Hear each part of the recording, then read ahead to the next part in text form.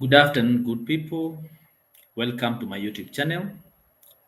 Now, today I want to discuss a very critical matter, and that is the issue of the 2027 numbers, uh, focusing on what happened in 2022, where His Excellency the President was elected as the President of the Republic of Kenya.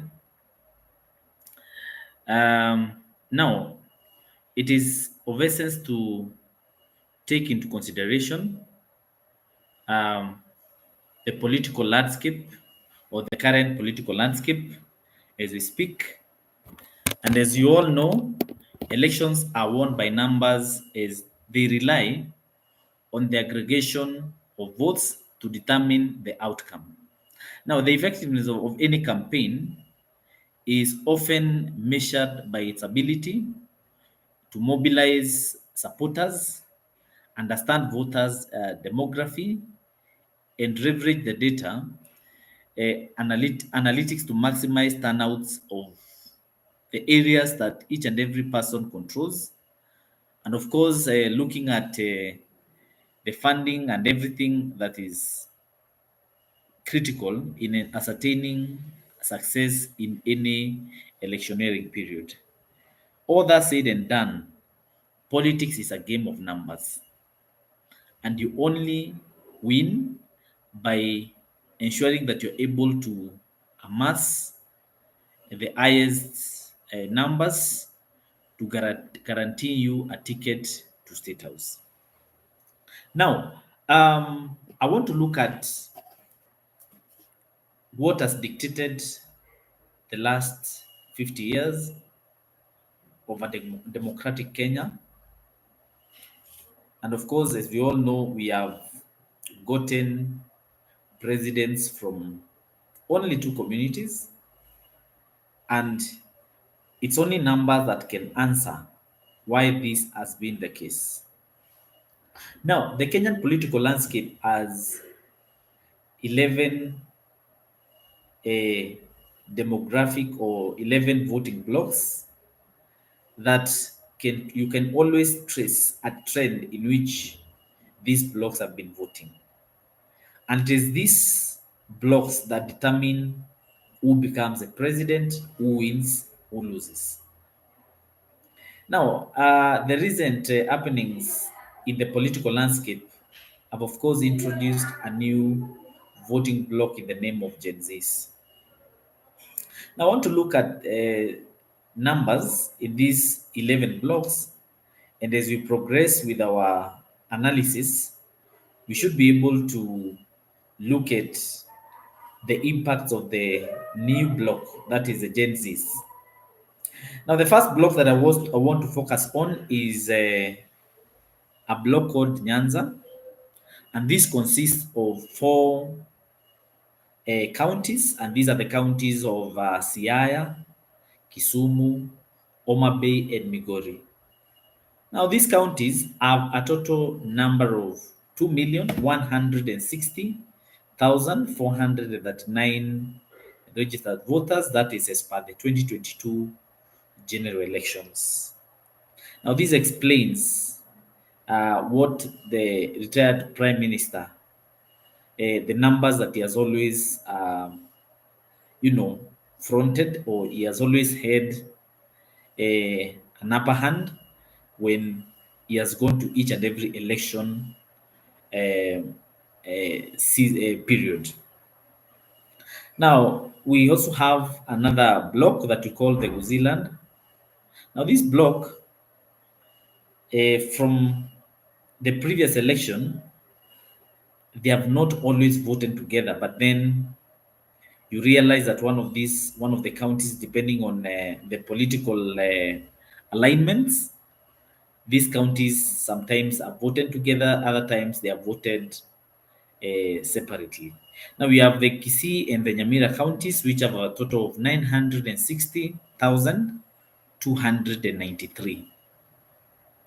Then we have the Western region, which consists of five counties, and these are the counties of Trans Nzoia, Kakamega, Vihiga, Bungoma, and Busia. Now, this is the second most popular voting bloc in the country with a total of 2,616,929. And remember, we have said elections are about numbers. Whoever is able to manage to mobilize the highest numbers becomes the president. The other block that we have always had in the previous elections is the Ma voting block, and this one consists of two counties, the county of Narok and the county of Kajiado, with a total number of registered voters is 862,057 voters. They have also been very critical in the political arithmetics. We have the pastoralist communities, that is the counties of Turkana, West Pokot, Samburu. Now, these three counties have a total number of registered voters 558, 568. We have the six counties in Rift Valley, and these are Uasin Gishu, Elgeyo Marakwet, Nandi, Baringo, Kericho, and Bomet. Now, these are the third largest, with a voting chest or a chest of 2,212,115. And now we have the largest voting bloc, which is our number 7 for the purposes of this analysis. This is the Mount Kenya region, and this Mount Kenya region consists of now 9 counties, and these are the counties of Nyandarua, Nyeri, Laikipia, Kirinyaga, Murang'a, Embu, Kiambu, Tharaka Nithi, and Meru. Now, these counties have a total of 4,716,120 registered voters. Of course, the counties of Nakuru and Nairobi have quite a number of people from central region, and so they have always impacted on they have always voted together with these mountain counties. We have the Lower Eastern region, which consists of three counties. These are the counties of Kitui, Machakos, and Makueni, with the total number of registered voters is 1,699,724. Then we have the Coast region, which has a total of 6 counties. These are Mombasa, Kwale, Kilifi, Tana River, Lamu, and the Taita Taveta counties. Now, these counties have a total of 1,963,144 registered voters. And finally, we have the northeastern counties, and these are the counties of Garissa, Wajir, Mandera, Marsabit, and Isiolo, with a total of 882,677 registered voters. Now, this forms the 11 blocks that have always dictated the Kenyan politics.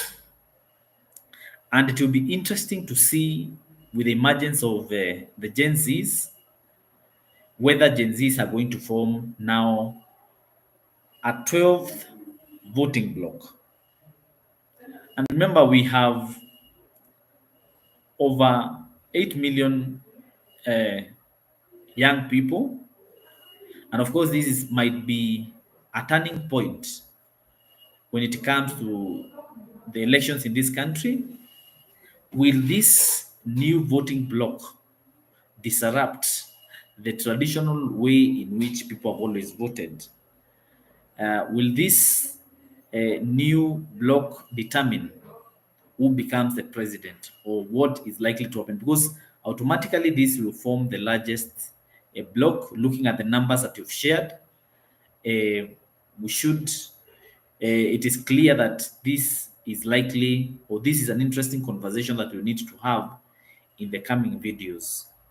Until next time, when we'll be analyzing now each and every block of the 12, remember we have said we're going to add the Gen Zs as an extra voting block.